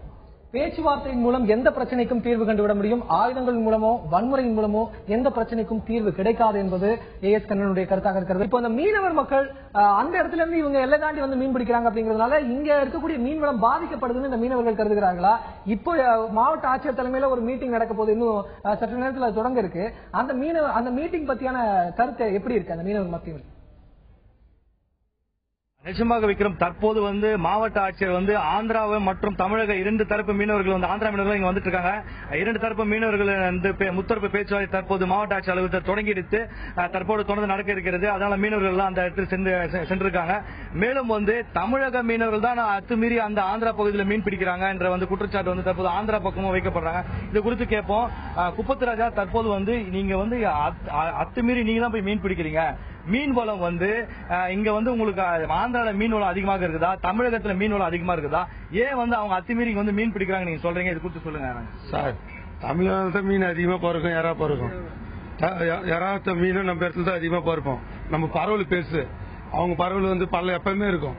நமக்கு ஒரு 4 மாசம் தான் தண்ணி இருக்கும், மிச்ச நேரத்துக்கு தண்ணியா இருக்கு, ஓடியா தான் ஓடும். அந்த இடத்துல நாங்க எப்பவுமே பொழைச்சு நிற்போம். அந்த 4 மாசத்துல எங்களுக்கு வாழை ஊர் தெரியுது. அவங்க அண்டாண்டு பொழைச்சு நிற்பாங்க. 3 ஊர் அண்டாண்டு இருக்கிறாங்க, 4 ஊர். அவங்க எப்பவுமே பொழிக்கிறாங்க. நாங்க இந்தாண்ட ஒரு 3 ஊர் 5 ஊருக்கு இருக்கிறோம், 6 ஊருக்கு இருக்கிறோம். 6 ஊரும் பொழிக்கும் போது கூட எந்த நேரத்துக்கு வாழை பிடிங்கி அதே அதிகாரிகள் எடுத்து போய் கொடுப்போம். அதே தாசில்தார் இது எல்லாங்களும் பார்த்தோம். அவங்க ஒண்ணுமே பண்ண வலையே கோத்துட்டு கூட பார்த்தோம். வலையும் கூட எடுத்துன்னு போய் எங்கெங்கயும் போட்டோம். சரி, இப்போ இந்த மாதிரி அவங்க அத்துமீறி மீன் பிடிக்கிறதுனால நீங்க என்ன மாதிரி பாதிப்புக்கு ஆவறீங்க? இவங்க எல்லை தாண்டி இங்க உள்ள வரதுனால என்ன மாதிரி பிரச்சனைகளும் பாதிப்பு, பெரிய பாதிப்புகளை என்ன மாதிரி பாதிப்பு நீங்க சந்திக்கிறீங்க? எல்லா மாதிரி தொழில் பண்றது எங்களுக்கு எல்லாமே பாதிச்சு சார். எதுவுமே நாங்க எதுவுமே பண்ண முடியல, எதுவும் பொழைக்க முடியல. நாங்க இந்த 125 நாளா ₹1 ₹10 சம்பாதிக்க எங்களுக்கு வழியே இல்லை சார். நாங்க ஒண்ணுமே பசியார நாங்க பூப்பு நேர்ச்சி ₹1 வாங்கி நாங்க சாப்பிட்டு சார். வேற எந்த எங்களுக்கு வழியே இல்லை. அதிகாரிகள் சொன்னா அதிகாரி நாங்க பாக்குறோம் சொல்லி நாங்க பாத்துட்டு ஊர்ல தாங்கிறோம். நாங்க மீறி பேட்டோம்னா அவங்க ஏற்கனவே அரங்கம் பூஞ்சேரி கோழிச்சிட்டு போயிட்டா சார். நாங்க அவங்களுக்கு எவ்வளவு எங்களுக்கு அசால்ட்டா கோழிச்சிட்டு போயிட்ட சொல்லிட்டு நாங்க பொறுமையா இருக்கிறோம் சார்.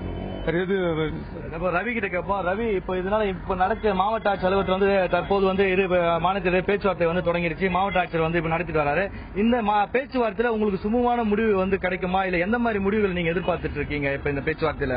இதோட 3 வாட்டி மீட்டிங் போட்டிருக்காங்க. கலெக்டர் மீட்டிங்ல வந்து பெரும்பாலும் வந்து நம்ம தமிழ்நாடு தான் வந்து ஆந்திராவுக்கு நம்ம விட்டு கொடுத்துருப்போம் காட்டியா அவங்க யாரும் விட்டு கொடுக்கல. இப்ப கூட சீரகோட்டை வந்து நம்ம தமிழ்நாட்டுல தான் விட்டு கொடுத்துருக்கோம். இதுக்கு அவங்க யாருன்னு சொல்றாங்க. இப்ப மீன் வளம்னு சொல்லும் போது மீன் வளம் எங்க தமிழ்நாட்டு ஏரியால தான் இருக்குது. அவங்க தேவைப்படும் போது வந்துடுறாங்க, தேவைப்படும் போது வரமாட்டாங்க. வந்து அடிக்கிற குத்தன இல்லைன்னா படு கட்டி வச்சுட்டு போயிடுறாங்க. அப்படியே வச்சுட்டு போயிடுறாங்க. ஒரே ஒரு பையன் இருந்தா கூட வச்சுட்டு போயிட்டாங்க. ஒரு பையனை கட்டி தூக்கின்னு போயிட்டாங்க சார். ஒரு 2 மாசத்துக்கு முன்ன ஒரு பையனை கட்டி தூக்கின்னு போயிட்டாங்க. அவங்க ஸ்ட்ரென்த்துக்குன்னு சொல்லிட்டு இந்த மாதிரி பிரச்சனை நீங்க அதிகாரிகிட்ட, மாவட்ட ஆட்சி அதிகாரிகிட்ட சொல்லும் போது என்ன நடவடிக்கை எடுத்துருக்காங்க? சொல்றாங்க, பொறுமையா இருங்க, பேசி தீர்த்துக்கலாம், ஏன் சண்டை போடுறீங்க, பேசி தீர்த்து நம்மளுக்கு தான் சாதகமா வரும், நீங்க எதுவும் சண்டை போடாதீங்க தான் நம்ம அதிகாரிங்க சொல்றாங்க. விக்ரம், தற்போது வந்து அதாவது வந்து அங்க மீன் பிடிக்க செல்வர்களை வந்து கட்டி வந்து படகுகளை தூக்கிட்டு போறது இந்த மாதிரி சம்பவங்கள்லாம் வந்து நடந்திருக்கு அந்த பழவேற்காடு மீனவர் பகுதியில். இது குறித்து பலமுறை அதிகாரிகளிடம் புகார் கொடுத்தோம். அதிகாரிகள் வந்து நடவடிக்கை எடுக்கப்படும், பொறுமையாக இருங்கன்னு சொல்லிட்டு வராங்களே கண்டி. ஆனா முக்கியமான அவங்களுக்கு தேவையான நடவடிக்கைகள் எடுக்கப்படவில்லை. இன்னைக்கு நடக்க இருக்கிற பேச்சுவார்த்தையில இவங்களுக்கு இதே கோரிக்கை தான் முன்வைத்திருக்காங்க. விக்ரம், தொடர்ந்து பேசலாம் பாலாஜி. இந்த பேச்சுவார்த்தைகள் வந்து இறுதியாக ஆந்திர தரப்புக்கு தான் சாதகமா முடியுது அப்படின்னு தமிழக மீனவர்கள் குற்றச்சாட்டு வைக்கிறாங்க. கண்ணன், இப்போ இந்த மத்திய அரசு என்பது இதில் தலையிட வேண்டுமா? ஒவ்வொரு முறையும் இந்த பேச்சுவார்த்தைகள் என்பது உண்மையில் பயனளிக்கிறதா? இதுல அரசு தரப்பு வந்து தலையிட வேண்டுமா? நான் சொல்றது மத்திய அரசு. இந்த பிரச்சனையில மத்திய அரசு நிச்சயமா தலையிடணும். ஏன்னாக்கா பல்லாண்டு காலமாக இந்த பிரச்சனை தொடர்ந்து நீடிச்சு வருது. அப்ப அதுக்கு ஒரு முற்றுப்புள்ளி வைக்கணும் அப்படின்னாக்கா மாநிலத்தில் இருக்கின்ற தீர்வு காணுகின்ற வகையில் இருக்கின்ற அதிகாரிகளையோ அமைச்சரையோ முதலமைச்சரையோ அவரை முன்னிறுத்தி மேலிருந்து மத்திய அரசும் இதில் தலையிட்டு ஒரு பிரச்சனைக்கு தீர்வு கண்டால்தான் முடியும். ஏன்னா சுதந்திரத்திற்கு பிறகு இந்திய நாடு வளர்ச்சி பெற்றிருக்கிறது, அதிலும் தமிழகம் சிறப்பாகவே இருக்கிறது. அப்ப மக்களுடைய தேவைகள், பொருளாதார தேவை அதிகமாக இருக்கிறது. அப்பாவி மக்களாக இருக்கின்ற மீனவ மக்களுடைய பொருளாதார தேவையும் நிச்சயம் அதிகம் வேண்டும். அவருடைய தேவைகள் பூர்த்தி செய்ய வேண்டும். அப்ப அவருடைய பிரச்சனை, அவருடைய பொருளாதாரம் எங்கிருந்து கிடைக்கிறது என்றால் அவர்களுடைய தொழில் இருந்துதான். இந்த தொழிலை விட மாற்று தொழில் இன்னும் அரசு கவனத்தில் எடுக்கவும் இல்லை, செய்யவும் இல்லை. சீன பழமொழி ஒன்று உண்டு, ஒருவருக்கு ஒரு மீனை தருவதை விட அவருக்கு மீன் பிடிக்க கற்றுக் கொடுத்தால் அவனுடைய வாழ்வாதாரம் சிறப்பாக இருக்கும் என்று. அந்த முறையை மத்திய மாநில அரசுகள் பின்பற்றி இந்த பிரச்சனைக்கு தீர்வு காண வேண்டும் என்பது தமிழ்நாடு ஏஐடிசி மீனவ சங்கத்தினுடைய சார்பில் நான் சொல்லிக்கொள்ள கடமைப்பட்டிருக்கிறேன். இது மட்டும்தான் கோரிக்கையாக இருக்குமா? இந்த பேச்சுவார்த்தைகள் மட்டும்தான் கோரிக்கையாக இருக்குமா? மீனவர்கள் வந்து அரசியல் ரீதியில் அவர்கள் வந்து அங்கீகாரம் பெற வேண்டும் என்ற கோரிக்கையும் இருக்கிறது. மீனவ கிராமங்கள், மீனவ பிரதிநிதிகள் வந்து எம்எல்ஏவாக வேண்டும், அவர்களுக்கு என்ன தனி தொகுதிகள் வேண்டும் என்ற கோரிக்கை எல்லாம் இருக்கு. அதெல்லாம் நீங்க எப்படி பாருங்க? அந்த பிரச்சனையை நாங்கள் தொடர்ந்து போராடினோம் இருக்கோம். இப்பவும் பல கட்சிகள் மூலம், ஏன் திமுக மூலம், அண்ணா திராவிட முன்னேற்ற கழகம் மூலம் எம்எல்ஏக்களாக, எம்பிக்களாக, அமைச்சர்களாக வந்திருக்கிறார்கள். அரசியல் விழிப்புணர்ச்சி அவர்கள் மத்தியில் இருக்கிறது. ஆனால் அந்த அரசியல் விழிப்புணர்ச்சி என்பது ஒட்டுமொத்தமாக அந்த மக்கள் மத்தியில் செல்லவில்லை. ஒரு குறிப்பிட்டவர்களுடைய கையில் வைத்துக் கொண்டு அந்த மக்களை தன் இஷ்டத்திற்கு பயன்படுத்துகிறார்கள் என்பது குற்றச்சாட்டாக நான் சொல்லவில்லை. அதை அவர்கள் பரவலாக வேண்டும். அந்த அரசியல் எண்ணங்களை அந்த அரசியல்வாதிகள் அந்த மக்கள் மத்தியில் இதை கொண்டு செல்ல வேண்டும் என்பது எங்களுடைய கருத்தாக நாங்கள் காண்கிறோம். அதற்கான நடவடிக்கையும் எங்களை இயன்ற வரையிலும் கடலோர மாவட்டத்தில் இருக்கின்ற 13 மாவட்டங்களிலும் ஏறக்குறைய 8 மாவட்டங்களில் மீனவ சங்கங்களை அமைத்து அந்த அரசியல் விழிப்புணர்வும் அவர்களுடைய குறைந்தபட்ச தேவைக்கும் நாங்கள் தொடர்ந்து போராடி கொண்டிருக்கிறோம் என்பது இந்த நேரத்தில் தந்தி தொலைக்காட்சிக்கு நாங்கள் அன்புடன் கூறிக்கொள்ள விரும்புகிறேன். 2 மாநிலங்கள் சம்பந்தப்பட்டிருப்பதால் மத்திய அரசு இதில் உடனடியாக தலையிட வேண்டும் என்ற கோரிக்கையை திரு ஏஎஸ் கண்ணன் விடுக்கிறார். நாம் மீண்டும் பாலாஜியிடம் செல்லலாம். பாலாஜி, இப்ப அந்த மீனவர்களுடைய முக்கியமான கோரிக்கை என்பது என்னவாக இருக்கிறது பாலாஜி? அரசுகளிடம் அவர்கள் வைக்கக்கூடிய கோரிக்கை என்ன பாலாஜி? விக்ரம், தற்போது வந்து மாவட்ட ஆட்சியர் தலைமையில வந்து பேச்சுவார்த்தை தொடர்ந்து விட்டது. அனைத்து மீனவர்களும் இப்ப உள்ளே சென்று பேச்சுவார்த்தை நடத்திட்டு வராங்க. இதுல முக்கிய கோரிக்கையாக எல்லை பகுதியில் ஆந்திரா மீனவர்களை அத்துமீறி மீன் பிடிப்பதுதான் அவர்கள் ஒரே ஒரு முக்கிய கோரிக்கையாக வைத்து இந்த பேச்சுவார்த்தை தற்போது நடந்து கொண்டிருக்கிறது. தற்போது நமது குப்பத்ராஜா இருக்கிறார். சார், இப்ப மொத்த மீனவர்கள் உள்ள போயிட்டாங்க, பேச்சுவார்த்தை நடந்துட்டு இருக்கு. இப்ப பேச்சுவார்த்தையில நீங்க முக்கிய கோரிக்கையா என்ன வைக்கிறீங்க? இதுதான் உங்களுக்கு தேவையான தீர்வுகள் என்ன? இதுல இல்ல சார், எங்களுக்கு என்ன தெரியும் சார், அவங்க அவங்க பழிச்சிட்டா ஒரு பிரச்சனை இல்ல. அவங்க மொத்தத்தில் எடுத்துட்டானா நாங்க ஏன் அவங்க கல் போக போறோம், அவங்க என் கல் வர போறாங்க. அவங்க மொத்தத்தில் நெல் அதிகாரி நெல் மூலியமா எங்களுக்கு அவங்க மொத்தத்தில் எங்களுக்கு வாங்கி கொடுத்தாலும் ரொம்ப எங்களுக்கு நெல்லுக்கு. அதே மாதிரி சார், இப்போ நீங்க அதே மாதிரி எந்த மாதிரி உங்களுக்கு முடிவுகள் வேணும், எந்த மாதிரி அதிகாரி மாவட்ட ஆட்சியர் எந்த மாதிரி நடவடிக்கை எடுக்க வேணும், உங்களோட கோரிக்கைகள் என்ன வைக்கிறீங்க? இப்ப அவங்களுக்கு வச்சிருக்காங்க உங்க மீனவங்க. இப்ப எங்களுக்கு 9 ஊர் சார். 9 ஊருடைய கோரிக்கைனா அந்த ஆரம்பாக்கத்தை அந்த நம்ம ஆந்திரா மீனவர்கள் அவங்க இருக்கிற இடத்த விட்டு அவங்க ஸ்ட்ரென்த் அதிகமான காரணத்தினால அவங்க அத்துமீறாங்க. அதை தடுக்கிறதுக்கு தான் நாங்க இப்போ மாவட்ட ஆட்சியர்கிட்ட வந்திருக்கோம். மீனோட இப்ப முதலமைச்சர்கிட்ட போறது கூட நாங்க தயாராகிறோம். இப்போ அதே மாதிரி சூழ்நிலை எங்களுக்கு பாதிப்பு ஏற்படுச்சு. இப்ப இதே ஆந்திரா மீனவர்கள் இந்த பேச்சுவார்த்தைக்கு வந்திருக்காங்களா? அந்த பேச்சுவார்த்தையில இப்ப அவங்களோட கோரிக்கைகள் என்ன வச்சிருக்காங்க? அவங்க 2 தரப்பு வரதுனால தான் நாங்களும் வந்திருக்கோம். இதே போல 2 தரப்புக்கும் அங்க நாயர்பேட்டில் வச்சாங்க மீட்டிங், அதுக்கும் போனோம். ஆனா அதிகாரியும் சொல்றாங்க காட்டி அது 2 தரப்புல பிரச்சனை தீர்க்கிறதுக்கு நல்ல முடியும் சொன்னா தானே அது தீர்த்துக்க முடியும். இப்ப நாங்க அடிபட்டு செத்துக்குன்னு வெடிகுண்டு போட்டு படு நாசனம் பண்ணிட்டாங்க, வலை கொளுத்திட்டாங்க. இதை சரி பண்றதுக்கு குறைஞ்சபட்சம் 2-3 வருஷம் ஆகும் சார், ஒரு நாள் குடும்பத்தை வாழ்வாதாரம் ரெடி பண்றதுக்கு. ஓகே விக்ரம், தற்போது முத்தரப்பு பேச்சுவார்த்தை உள்ளே நடந்து கொண்டிருக்கிறது மாவட்ட ஆட்சியர் அலுவலகத்தில். தமிழக மீனவர்களின் கோரிக்கை எல்லையை தாண்டி பனை மரங்களை நட்டு வைத்த எல்லையை தாண்டி மீன் பிடிக்க வரக்கூடாது என்றது முக்கிய கோரிக்கையாகவும், மேலும் அவங்க சேதப்படுத்திய பொருட்கள் அரசாங்கம் அதுக்கான நிவாரணங்கள் வழங்க வேண்டும். மேலும் இந்த பிரச்சனைகள் நடக்கக்கூடாது. பல முத்தரப்பு பேச்சுவார்த்தை நடைபெற்ற இதற்கு தீர்வு காணல. இந்த பேச்சுவார்த்தையிலாவது எங்களுக்கு தீர்வு காணும் என்ற முக்கிய எதிர்பார்ப்புடன் தமிழக மீனவர்கள் இருக்கிறாங்க. விக்ரம், எல்லை தாண்டி வரக்கூடாது, அவங்கவுங்க எல்லையில அவங்க மீன் பிடிக்கணும். அது மாதிரி சேதப்படுத்தப்பட்ட பொருட்களுக்கு அரசு உடனடியாக நிவாரணம் தர வேண்டும் என்பது தமிழக மீனவர்களுடைய முக்கியமான கோரிக்கையாக இருக்கிறது. திரு ஏஎஸ் கண்ணன், இப்போ தமிழ்நாடு அரசு என்பது இதில் என்ன மாதிரியான நடவடிக்கைகளை எடுக்கலாம்? தமிழ்நாடு அரசு இதை தீர்ப்பதற்கு என்ன செய்ய வேண்டும்? பேச்சுவார்த்தை நடத்தின இருக்கிற மாவட்ட ஆட்சியர் தலைமையில் பேச்சுவார்த்தை நடக்குது.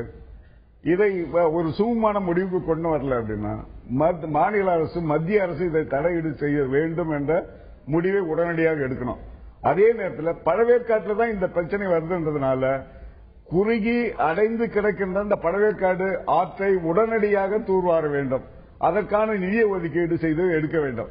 அடுத்தது இன்னொரு பிரச்சனை உங்களுக்குள்ள வருது. அது என்ன பிரச்சனைன்னா, கடந்த காலத்துல எல்லாம் சுதந்திரத்துக்கு முன்னால் அல்லது ஒரு 30 ஆண்டுகளுக்கு முன்னால் அவங்க போட்டு பிடிக்கிற வலையெல்லாம் சாதாரண வலைகள். அந்த வலையில கூட பிடிக்கிற ஒரு அளவு குறிப்பிட்டிருந்தது. உதாரணத்துக்கு இறால் பிடிக்கிற வலைகள் அந்த நேரத்தில் 14 சென்டிமீட்டர் மன்னிக்கணும் மில்லி மீட்டர் அப்படின்னு அளவு வச்சிருந்தாங்க. ஆனா இன்றைக்கு இந்த நவீன உலகத்தில் இருக்கிற இந்த நைலான் வலைகள் எல்லாம் இன்னைக்கு அவங்க 22-24 மில்லி மீட்டர் அளவுக்கு பெரிய மன்னிக்கணும் முன்ன குறுகி இருந்தது. இப்ப அது மிகப்பெரியதா போட்டு சிறியதா போட்டு பிடிக்கிறாங்க. அதனால சின்ன சின்ன இறால் கூட வந்துடுது. இந்த மீன் பிடிக்கிற வலையால ஒரு குறிப்பிட்ட ஆட்கள் அதிகபட்சமான மீனை எடுத்துன்னு போயிடுறாங்க. அதுவும் ஒரு காரணம் உங்களுக்கு ஏற்படுற தகராறு. அந்த மீன் வேலைகளும் அளவுகளை நிர்ணயிக்க வேண்டும். இது அரசு அதிகாரிகளுக்கு தெரியும், ஆட்சியருக்கு தெரியும். அந்த வகையில அவங்க கவனத்தை செலுத்தணும். நான் ஏற்கனவே சொல்லியபடி மீனவ மக்கள் அப்பாவி மக்கள், அவருடைய பொருளாதார ரீதியில் அவர்கள் முன்னுக்கு வர வேண்டியதற்கான அனைத்து அடிப்படை வசதிகள் செய்து கொடுப்பதோடு மட்டுமல்லாமல் அவருடைய கல்வி, மருத்துவம், சுகாதாரம், அடிப்படை வசதிகள் அத்தனையும் செய்து கொடுப்பதற்கான நடவடிக்கையும் மாநில அரசு மிக வேகமாக துரிதப்படுத்தி எடுக்க வேண்டும் என்று இந்த நேரத்தில் நான் உங்ககிட்ட சொல்லுகிறேன். நீர்நிலைகளிலே எல்லை என்பது சரியாக வகுக்கப்படவில்லை என்ற குற்றச்சாட்டு இருப்பதால் மீனவர்கள் எல்லைகளை மீறி வருவதை தவிர்க்க முடியாது என்ற கருத்தும் நிலவுகிறது. அதனால பேச்சுவார்த்தை மட்டும்தான் இந்த மாதிரியான பிரச்சனைகளுக்கெல்லாம் தீர்வாக இருக்க முடியுமே தவிர வன்முறையோ ஆயுதங்களோ தீர்வாக இருக்க முடியாது. மேலும் மீனவர்களுடைய சமூக பொருளாதாரத்தை அரசு சரியாக பேணி காக்க வேண்டும் என்பதும் இந்த உள்ளது உள்ளபடி நிகழ்ச்சியின் வாயிலாக நாங்கள் அரசை கேட்டுக்கொள்கிறோம். அரங்கத்திற்கு கருத்துக்களை பகிர்ந்து கொண்ட திரு ஏஎஸ் கண்ணன் அவர்களுக்கும் திருவள்ளூர் செய்தியாளர் திரு பாலாஜி அவர்களுக்கும் உள்ளது உள்ளபடி நிகழ்ச்சியின் சார்பாக நன்றிகளை தெரிவித்துக் கொள்கிறோம். பார்த்துக் கொண்டிருக்கும் நேயர்களுக்கும் நன்றிகள்.